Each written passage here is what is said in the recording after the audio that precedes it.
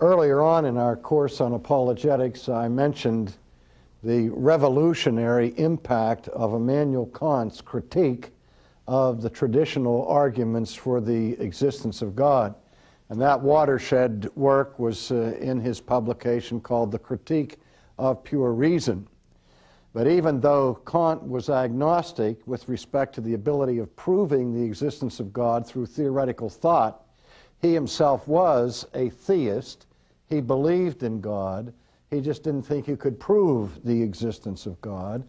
And he wrote another book called The Critique of Practical Reason, where he came at the question of God not from a theoretical perspective so much, but rather from practical considerations. And I like to look at Kant this way and say that on the one hand, he impolitely ushered God outside the front door of the house and then ran around to the kitchen door and let him in the back door as kind of the way he progressed, because in his practical reason he gave his famous moral argument for the existence of God, which we're going to look at in a few moments.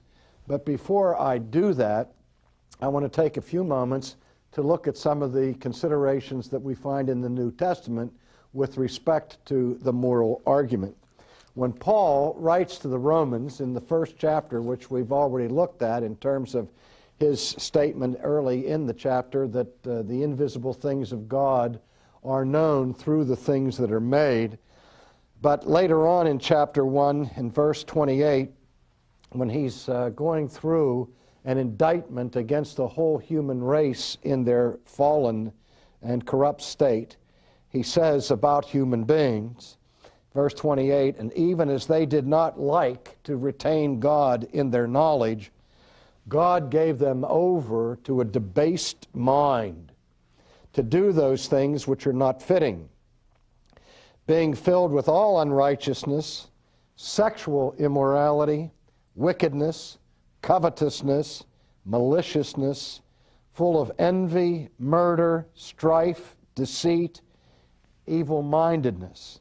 They are whisperers, backbiters, haters of God, violent, proud, boasters, inventors of evil things, disobedient to parents, undiscerning, untrustworthy, unloving, unforgiving, unmerciful." This list is not exhaustive, but it may seem like it as we go through it, as he catalogs all of the ways in which human beings violate each other with immoral behavior. But here's the kicker in verse 32.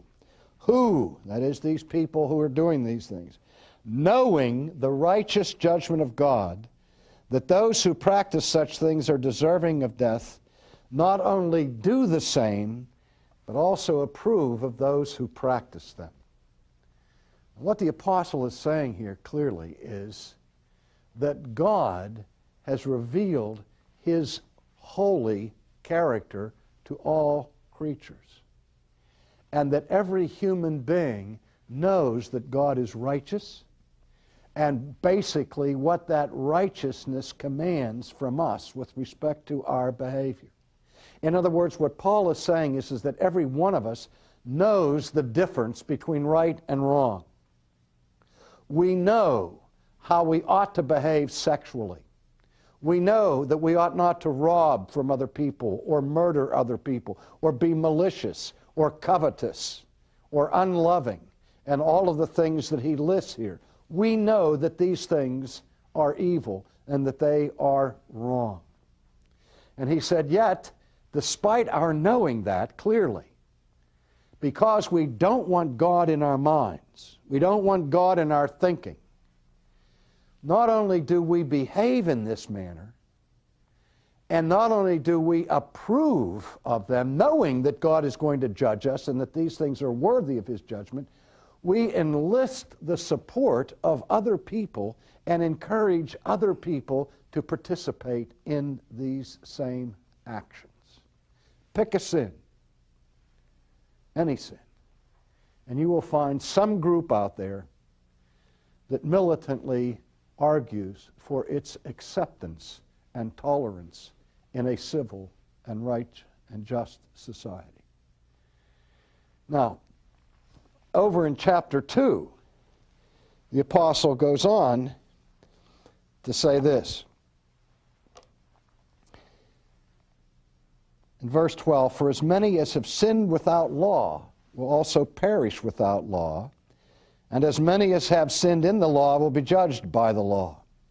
And then when he goes on in verse 14, "For when Gentiles who do not have the law," they don't have the Old Testament law, "by nature do the things that are contained in the law, even though they don't have the law, they show that the work of the law is written in their hearts, their conscience also bearing witness." What Paul is saying is that not only does God give the law to Israel on the Ten Commandments and so on, but he writes his law in the heart of every creature.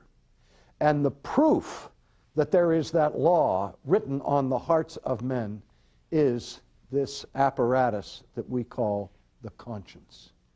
That conscience is part of the constituent makeup of every human being. And we know consciences can be corrupted, they can be seared, they can be calloused, and all the rest. But if somebody is completely devoid of conscience, we call them a psychopath or a sociopath, a person who can do pernicious wickedness without feeling any sense of guilt whatsoever. That we see as a perversion of natural humanity itself. And again, what the apostle is saying, both in chapter 1 and in chapter 2, is that God bears witness to himself by planting his moral law in the minds of every human being. Now, I realize that the antidote or the response of that from the atheistic community is that our conscience is simply the result of the taboos of the society in which we live, the influence of Queen Victoria or of the Puritans who lived in New England and so on, that they've put these taboos into our culture. And as Freud tried to argue in his writings in The Future of an Illusion, for example, in Civilization and His Discontents, Freud argued that these taboos are culturally inflicted and imposed by psychological dwarves and so on, and that the real free expression of our humanity comes out in our sexual behavior that is without restraint. But everybody knows better than that. The conscience simply will not go away. And we can argue that in various societies, different things are elevated as law and taboo. Some cultures put a taboo against drinking. Other cultures drink without guilt and so on. And we know that there are those differences from time to time.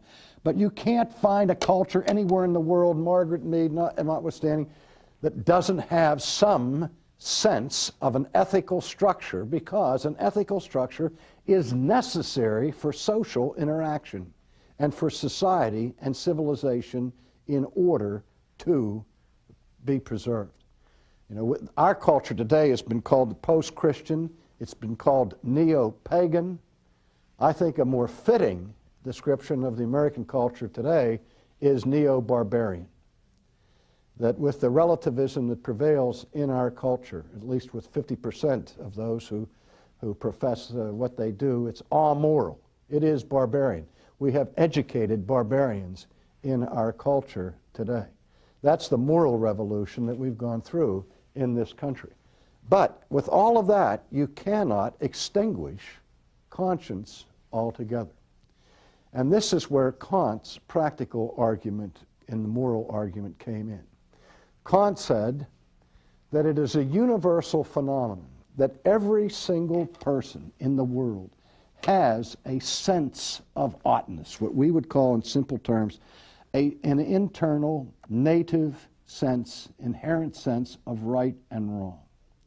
And this sense of oughtness, Kant described by his phrase, the categorical imperative. And the categorical imperative represents an absolute command. it is not moral relativism. But Kant is saying that everybody in this world has a sense of duty that requires them and obligates them to behave in a certain manner. And we can do everything we try to erase it, to deny it, to flee from it, but you can't get rid of it.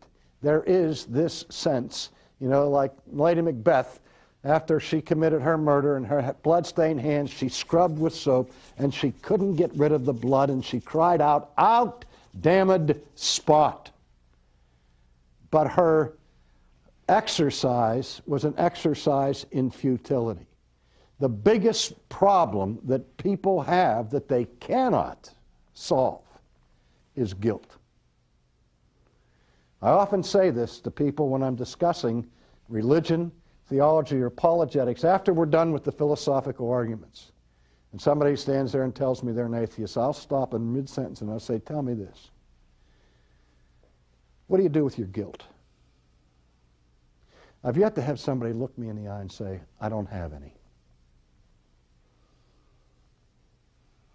Because they know that I know that that would not be true.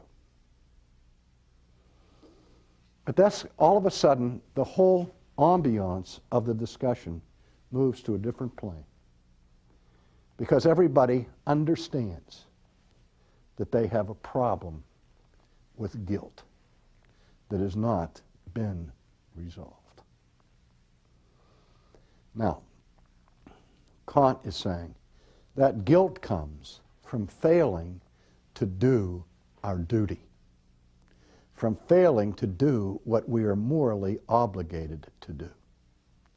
Now, at that point in his reasoning, Kant proceeds in a manner that he defines as transcendental, which is basic to his whole approach to philosophy. His critique, even his critique of pure reason, and his epistemology was based on his transcendental approach. In other words, when he came to the question of knowledge, he didn't say, here's how knowledge takes place. And he didn't start off by saying, knowledge is possible.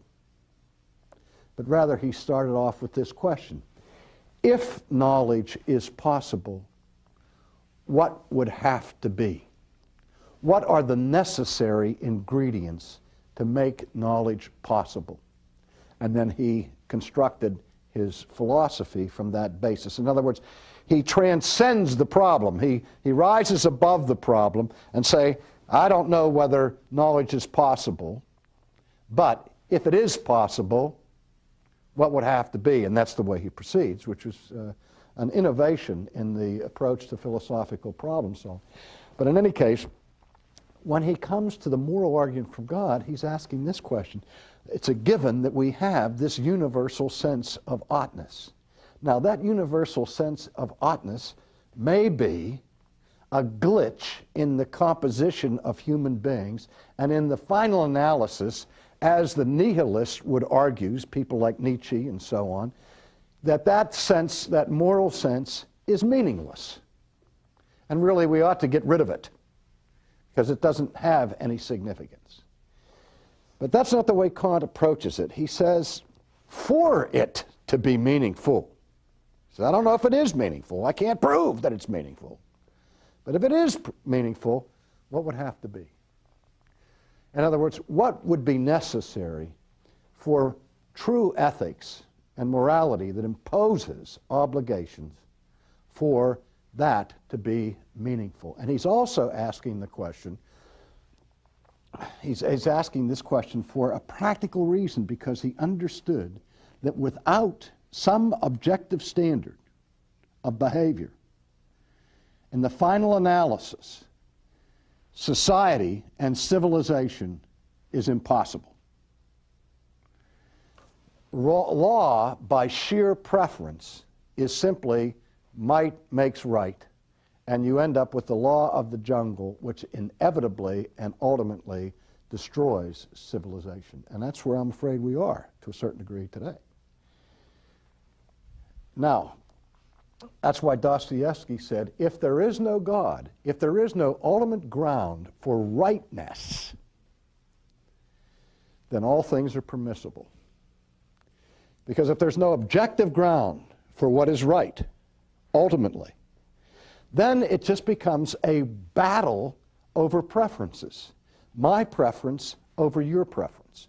Everybody does what is right in their own mind. And that creates conflict and warfare between classes of people, between individuals, between husbands and wives, because there aren't any rules that have any foundation to them. And so Kant is acutely aware of this, and that what is at stake here is nothing less than Western civilization. And so he asked the question, what is necessary for the categorical imperative to be meaningful? And he said the first thing that is necessary for any ethic to be meaningful in the final analysis is justice. Because if ultimately crime pays, then there's no practical reason to be virtuous. There's no practical reason to be anything but selfish. So there must be justice where right behavior is rewarded and bad behavior is punished. He said, well, then what would be necessary for justice to take place? And he said, well, the first thing that you would have justice is that you would have to have life after death. Because we know that this world does not dispense justice perfectly. There are innocent people who perish at the hands of the guilty. The Old Testament saint asked the question, why do the wicked prosper and the righteous suffer? That can only happen in an environment where justice is not perfectly carried out. And so he said, since there is no absolute justice in this world, there are approximations of justice. We seek justice. We have courts to dispense justice, but it doesn't always work. And so he said, you have to have perfect justice. You have to have life after death. So we have to survive the grave to make sure that perfect justice is experienced. But even if we survive, maybe the next environment will have all of the weaknesses that we have now. So what you have to have, in addition to life after death, is that you have to have a judge who himself is morally perfect or righteous. Because if the judge who judges us ultimately is not perfectly righteous, then he himself could be an administrator of injustice because he's corrupt, he's bribable, or selfish, or whatever. So you have to have, for perfect justice, you have to have a perfect judgment. And for that perfect judgment, you need a perfect judge, one who is above reproach, one who is beyond corruption. But suppose, for example, that this perfect judge were there who was morally upright, but he did the best job he could in carrying out justice, but unfortunately there is a limit to his knowledge, and given the limitations to his knowledge, he makes mistakes because he doesn't know all the facts or all the extenuating circumstances and the cases that come before him, and so he errs not out of a corrupt motive, but out of a simple accident of being limited in his knowledge. So if we're going to have perfect justice, not only must the judge be morally perfect, but he also must be omniscient. He has to know all of the facts so that the judgment that he renders is without error and without blemish.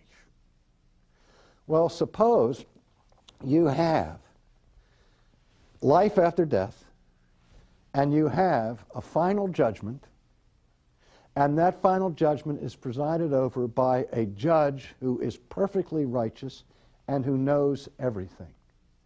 Will that now ensure justice? Not yet.